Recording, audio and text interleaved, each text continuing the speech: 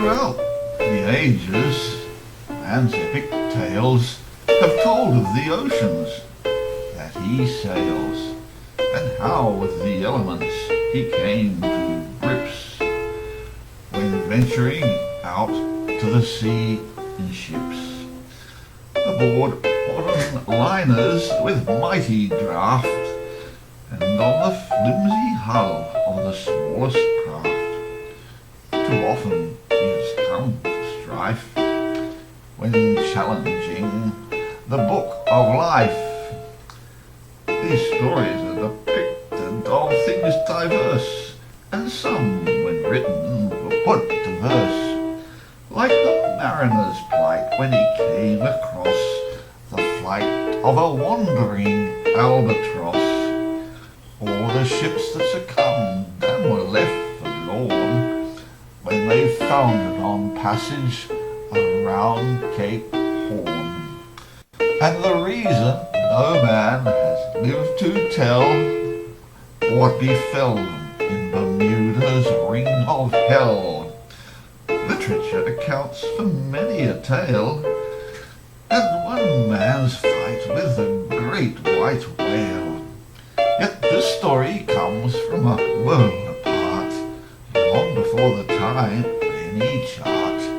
There's been no record or written word of this local yarn, which I overheard from that wealth of knowledge kept in store, the legends passed down through tribal lore. It was on one balmy tropic night the old man judged that the time was right. We were sitting around the village fire in the hour before the folk retire, when to his feet rose this wise old sage, who knowingly moved to centre stage.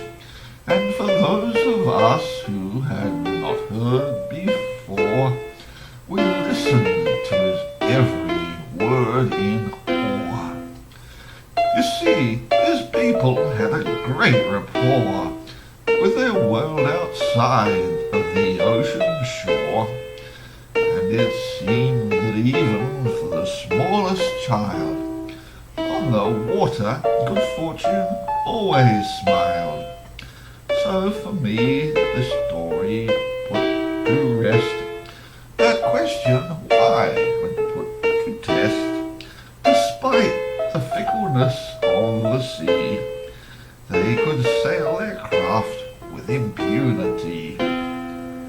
Apparently, as far as his stories go, it wasn't necessarily always so, for he told of how a long time before, when an expedition set out from shore, and as well as the usual goods of trade, on board was a lovely village maid. Like her people, her skin was light, a princess revered in their sight. By custom she had been betrothed, and the excitement in their faces showed. There had been rejoicing both on the beach and on the island that they sought to reach, for the fleet had been gaily bedecked with the sails and rigging brightly flecked. The ocean sparkled in the sun as the evening breeze had just begun. It set the sails to the hurried hum, and from shore came the beat of a kundu drum. Despite such peace, every mariner knows that in that latitude it sometimes blows, and without warning a tropic storm from the humid air impromptu form. So it was on that fateful night, with their landfall just in sight, that the wind in the rigging began to whine, as the evening sun now ceased to shine. The sailors, they were all resigned, as for them such things had been divined. They set about to trim the sail, so its fabric would not fail, and then to nurse their fragile craft that were hewn from logs of shallow draught. Abroad the wild winds fiercely blew, and confused waves all round them grew. White caps on each wave embossed, as from their face the fleet was tossed. The helmsman watched with some concern for a demon wave across the stern, as he knew such a wave could sometimes be generated by the wind quite randomly. What appeared that night was a great black wall that overhung and began to fall. Its fluid mass crashed down from high, but all they heard was a plaintive cry as foaming water left the deck awash, and the crew were aware of a tragic loss. The little bride was swept from sight. She vanished in that blackest night, and while they fought to come about, the conch-shell trumpet alarm blew out. For hours they searched and called her name, but the princess was never seen again. With exhaustion their last hope died, when their leader gasped, for he had spied through the gale a white flashing wraith that impacted on his simple faith, assured that the fates must have beguiled the spirit of that hallowed child. They sat there the night transfixed, and shared emotions somewhat mixed, as around their craft an ethereal dance maintained the disembodied trance. The spell was broken by an urgent cry, as the spirit surfaced and leapt up high. It was manifest in a familiar form, a little dolphin white against the storm. Her calls required their eyes to see, and to confront the awful reality, for they had drifted miles consumed with grief, to face new dangers from the reef. But the chieftain only sighed. The white dolphin held him mesmerized. He seemed reluctant to leave behind that vision implanted in his mind. So following they surfed on, and through a breach they somehow safely made the beach. The bedraggled troop waded to shore, to a throng bearing torches, who began to implore. With lamenting cries they had come to beseech what happened to those gathered on that beach. The harrowing tale required they relate circumstances none could debate, their dark faces pale against the flame, reflecting their anguish and their shame. And as both tribes began to mourn, that was where the legend first was born. You'd think that time might help forget that tragedy with which they'd met, but the fair-skinned maiden lost at sea lived on in their mythology, and not only at the smallest boys, but the weathered crews for the lacquer toys, and divers who were on the reef told stories that defied belief of how, when beset with trouble or doubt, a little white dolphin always helped them out. From that day forth, when the sea was crossed, no one had ever since been lost. And it was not just that she kept them safe. Perhaps that was their implicit faith. But whenever they set out from shore to explore the wonders of the ocean floor, the little white dolphin often swam ahead, and it found new treasures where she led. They called her Tiata, for she came known to be the little white goddess of the sea. We departed from that village at the break of day, and sailed off reluctantly on our way. Our ship, best described as a crusty old barge, had me as the captain who was then in charge. We made heading for a sunken outer reef, for salvage on a wreck beneath. Isolation was the reason that we had thought, by others it had not been sought. So on the site we anchored for a considerable time, and worked to free rust and grime.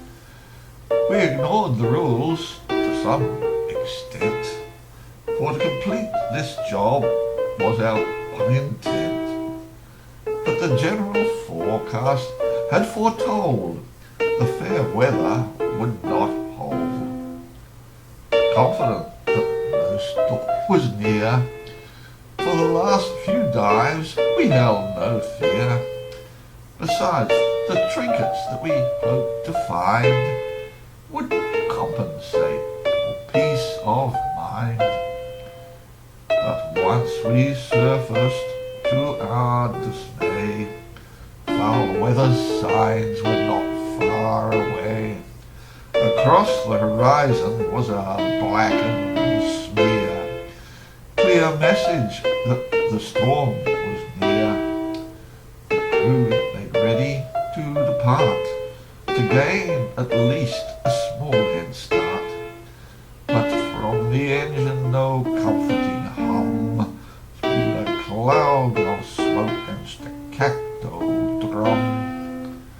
At half ship speed our storm shelter hull now became a very optimistic goal, and each time that we looked around, the tempest clearly made up ground. The moon and the stars were soon blacked out, as lurid tendrils groped about, more menacing in the lightning flash, sparked off before each thunder crash. On board our feeble ocean craft, around us Neptune's furies laughed, a sound akin to a banshee wail, through the teeth of the howling gale.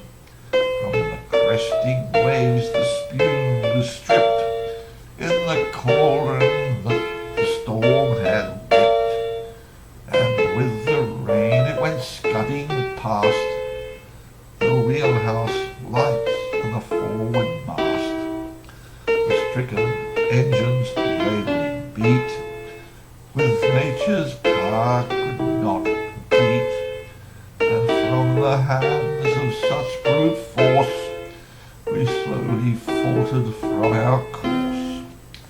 In this state our minds were numbed, and regretted now what we had done. For through the wind a simmer a roar, came the sound of surf from a leeward shore, and certain, though faintly through the night, glimpses of those ragged lines of white. But even if not for the storm-tossed haze, we knew no way through that jagged maze, and we could do nothing but wait and hope that its fury would soon abate.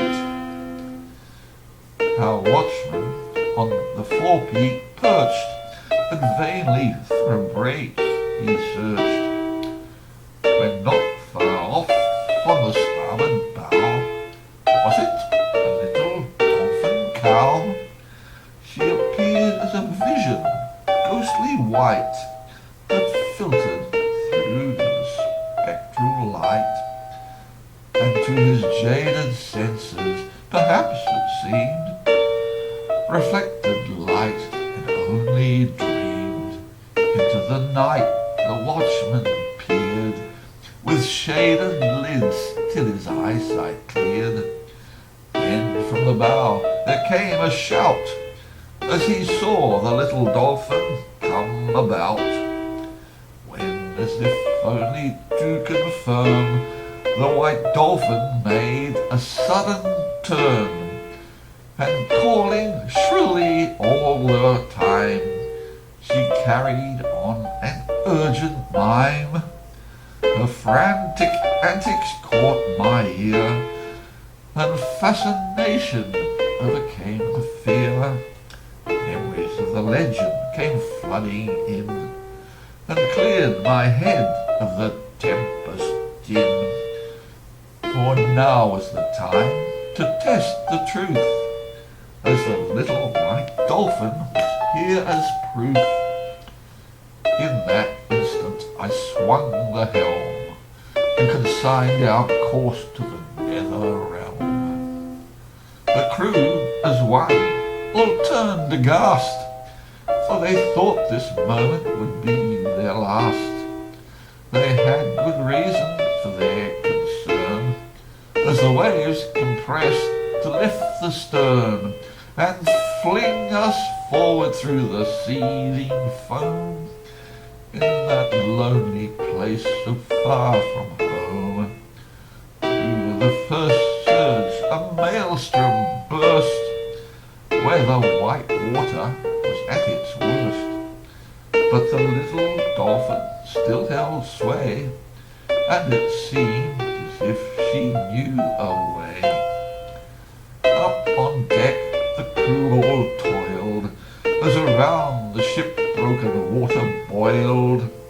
They worked as robots with gritted teeth, waiting for a crunch beneath. But although the danger was very real, Providence conspired to save the keel, and for the first time the crew dared hope there was a chance we still might cope. With the leading breakers left astern, what lay ahead was a new concern, for this had been no single reef, and the coral stretched without relief. The little dolphin, with no more to prove, swam on, and we watched her every move. By her pilot we set our course, as from the crew I sensed remorse. For now was new, there could be no doubt what that old man's story was all about.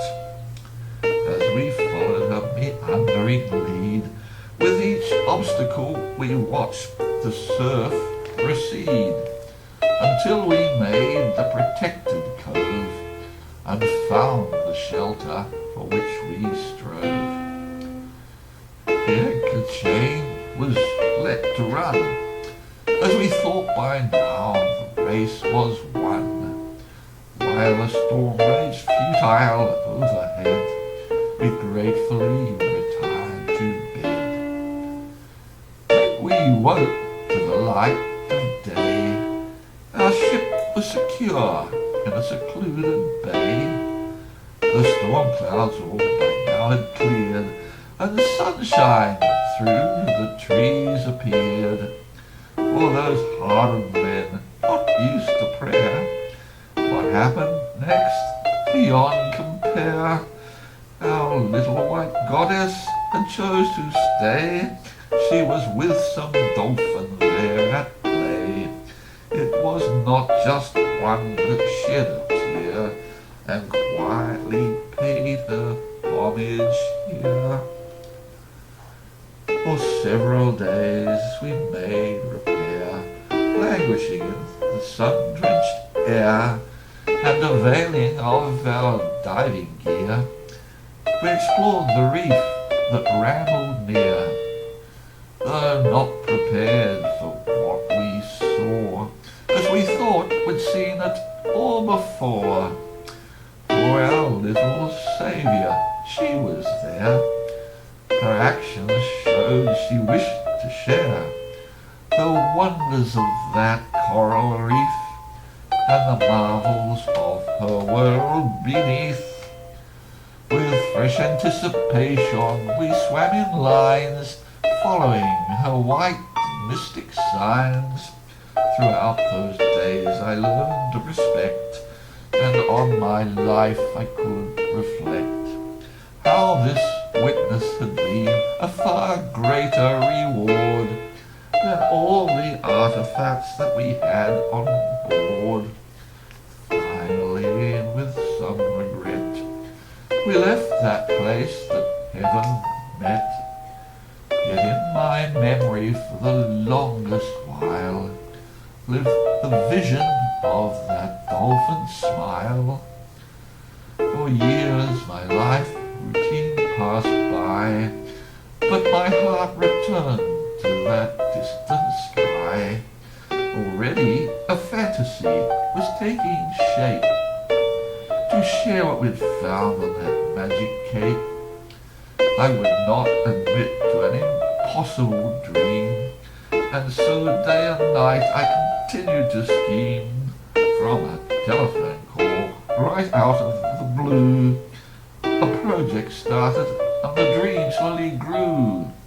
For we had gathered together a talented team whose skill allowed them to work with the theme.